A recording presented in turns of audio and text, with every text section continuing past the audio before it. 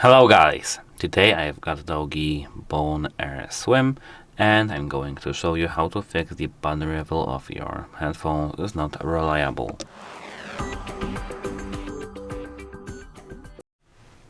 How to fix that? The first thing that you need to do is actually turning them off and waiting 3 hours, but maybe 1 hour.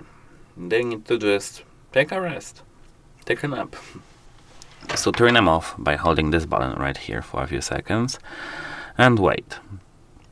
If it didn't help, you need to try charging them up to 100%. Leave them plugged into power for a few hours until you see that they are 100% charged. Then take a look at the battery level. If you see that it's still something normal, if you see that it's not reliable, that it's 100% now and in a moment it's 90 and then it's back again 100 and then it's 70, I don't know, you need to perform a factory reset. To perform a factory reset, you need to hold this button right here, this middle multifunctional one, and volume up simultaneously for 5 seconds.